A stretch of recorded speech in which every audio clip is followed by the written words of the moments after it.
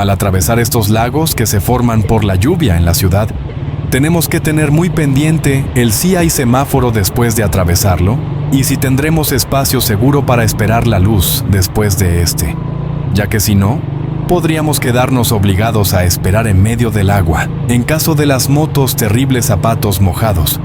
Pero en ambos casos, tanto carro como moto, si el escape queda totalmente cubierto por el agua y tienes que esperar tu luz, le entrará agua al escape y quedarás ahogado. Deja tu mejor consejo para el manejo en lluvia y al atravesar este tipo de charcos que casi son lagos.